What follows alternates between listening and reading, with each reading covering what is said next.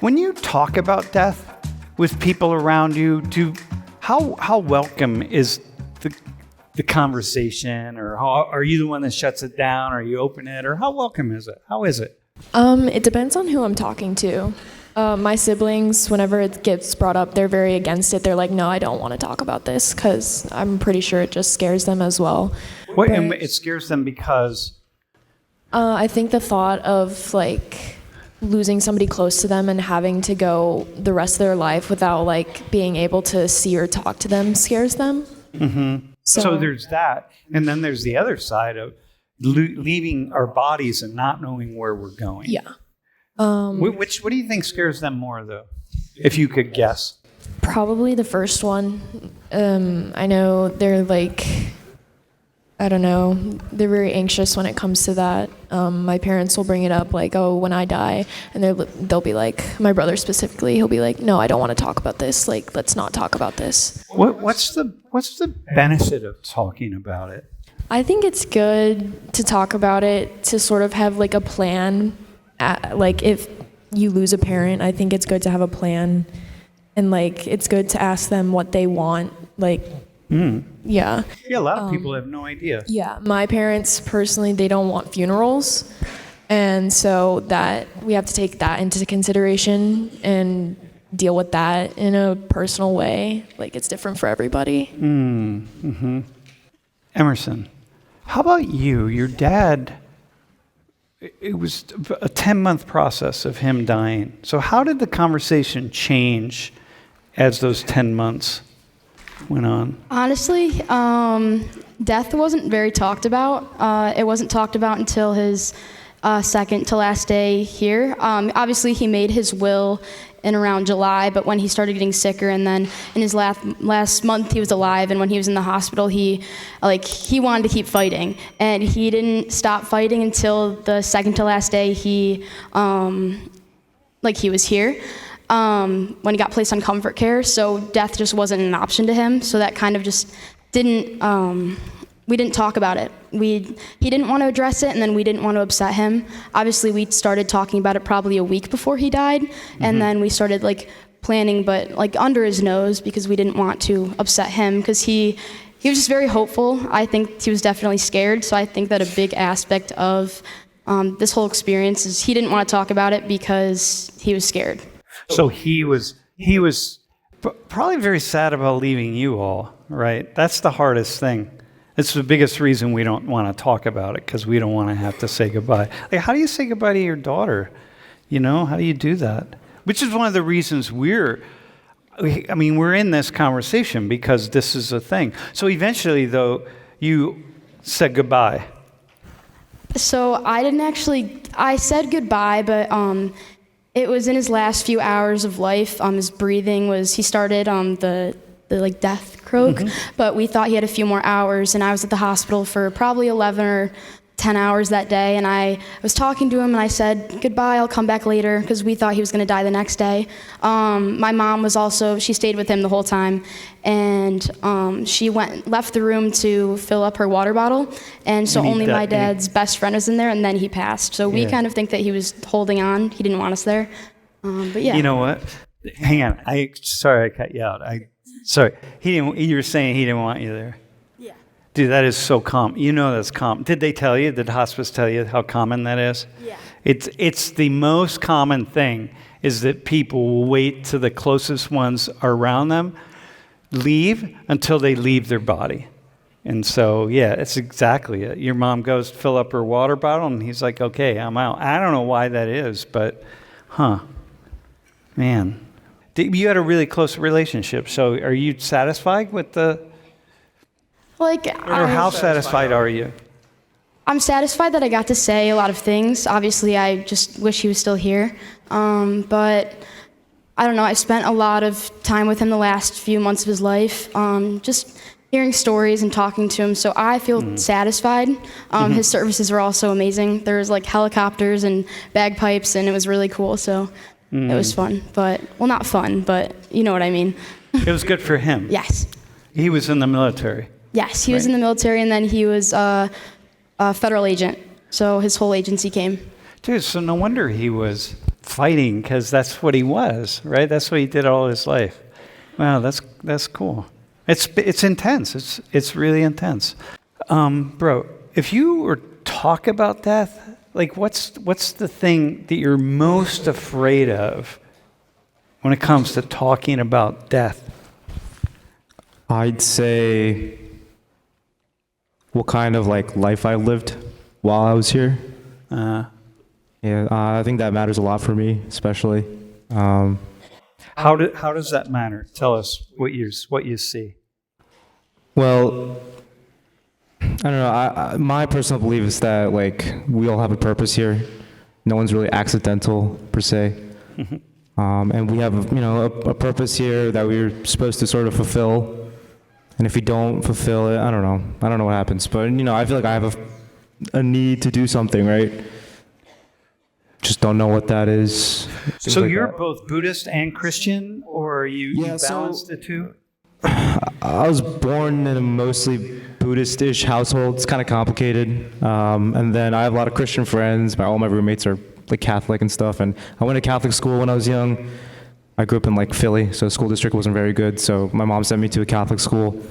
Learned a lot about Catholicism, Christianity. And even to this day, I still have a very heavy interest in both religions.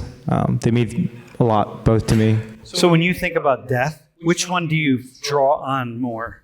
Buddhism or Catholic or Christianity? That's a hard question.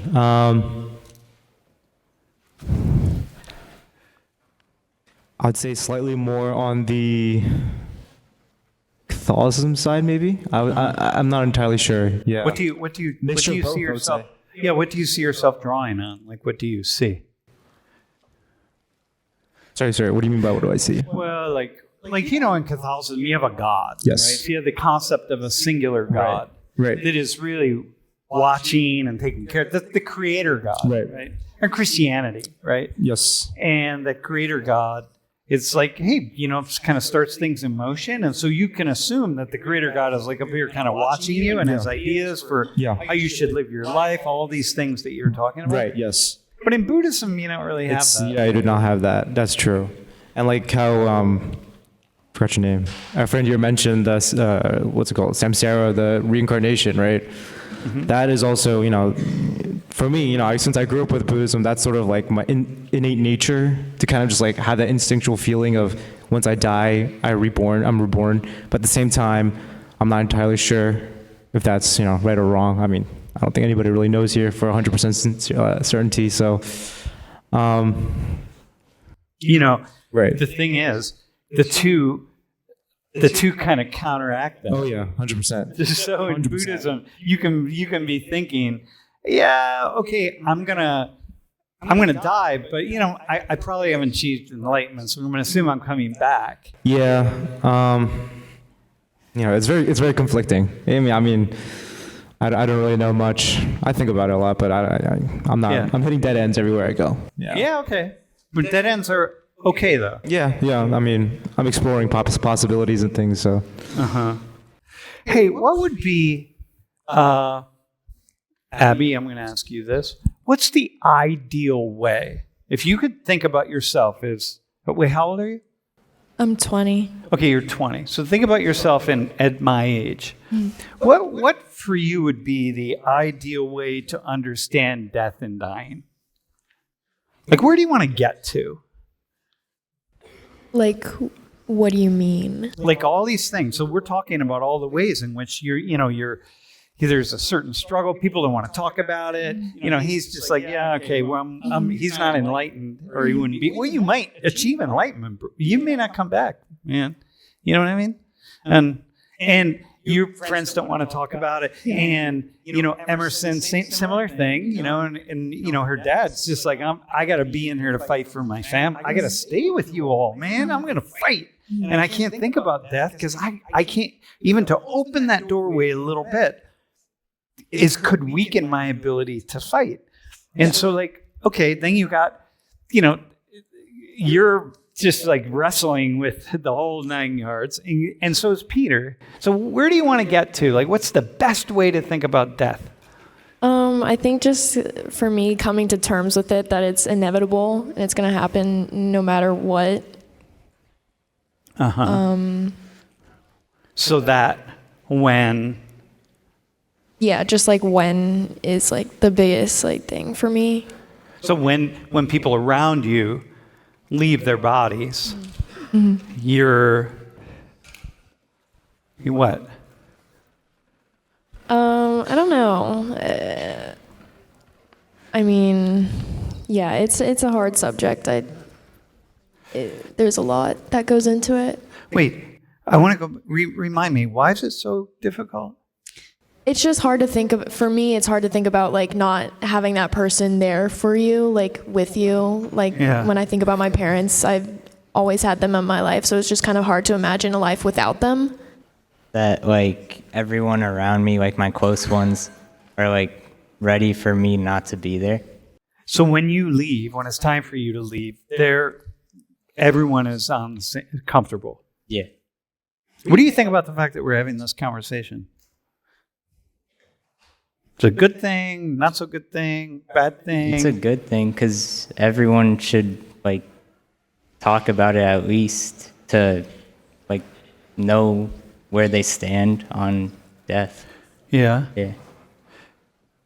Well, it evolves, right? But it's something that.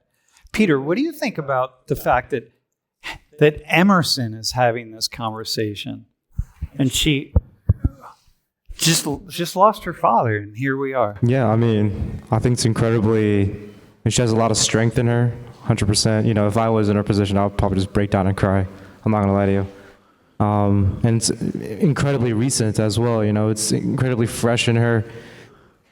You know, I'm a little bit shocked myself. You know, that someone is able to come up here and you know talk about this, and with such a straight face as well. So how are you able to talk about this? What allows you to talk about your dad? I can talk about him because I think he's worth talking about. That kind of pulls me through as I want everyone to know who he was, how amazing he is, and I think that's kind of what gets me through. There are days where, like, I can just break down and cry, but I think it's more of the fact that I want to talk about him because he lived such an exciting, like, amazing life, and it makes me feel better to talk about him. So it sounds to me like the more we live life, the more we embrace death, right? So the two go together, bro. So you're wrestling with the gods, but the way you don't have to wrestle with the gods, really, it sounds like all you have to do is be like Emerson's father and just live a big, full life. And then when it's your time, it's your time. Well, you're going to fight for your family to the bitter end, but what do you think about that? Well, yeah, there's definitely that. I do want to live a purposeful life. Like, I don't want to lose the plot of my life too soon or too late, right? So that's one thing I do want. But what I don't want is to retain anything after death, because that just defeats the whole point of death, right? Like your consciousness remains or your soul remains. It's kind of like a form of immortality. It's not immortality, but it's a form of it, which is definitely not ideal. But don't get me wrong, I do want to live a long life. Yeah, but in a way, it doesn't matter. Yeah. Right? If you're being reincarnated because you're Hindu, so Yeah. unless you achieve enlightenment, the two of you, you're like going to be back here, Yeah. you know, in some form. But you're going to be back. So it's like, well, what's the purpose of living a long life? It doesn't much matter, really. Or does it? Like, how does it matter? Yeah, I mean, I'm living a life. Even if we talk from the point of enlightenment, I can't really get that if I die if I speedrun my life, right? So I don't. The speedrunning of life is not the thing that should happen, right? So I wanna. I want the. Hey, let me ask you a question, specific question. So your thought system revolves around reincarnation also, right? Sort of. It would be ideal, but I would prefer the void part. Like The what part? void. Hold the mic. The void part where you. Oh, the void. Yeah, just you die. That's it. That's the end. Why There's would no- you prefer that? Like, what makes that preferable?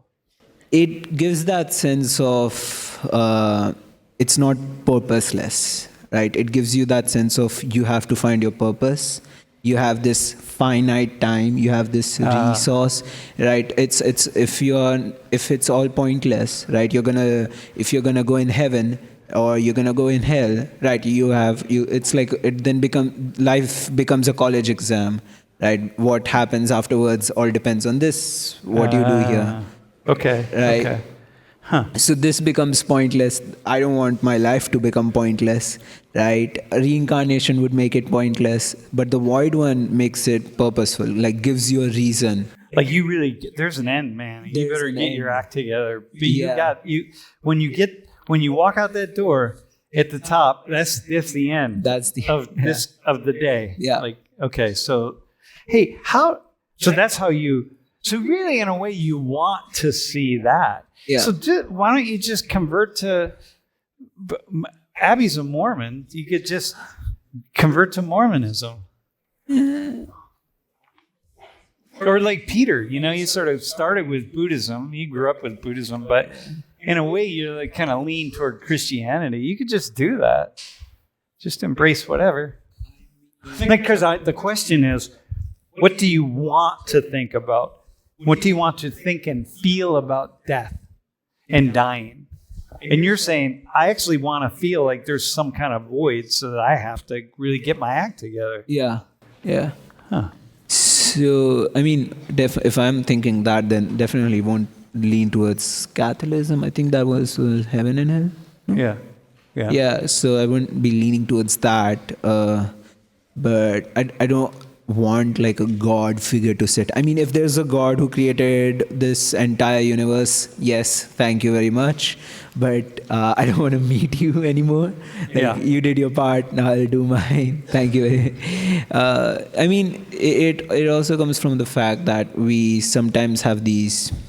I mean, I'm comp sci, right? So I've created a lot of these AI systems. Yeah. Yeah, and even if I were to assume that these AI systems existed, right, from their perspective, would they want to meet me? Sort of like that. Yeah. Okay. All right. Yeah, go ahead, Mark. Hello. So I had a question I don't remember names, but for my friend who had posited the idea that life is kind of like an exam that we take, or rather that religion is, and it's kind of like you have to focus on like trying to do good.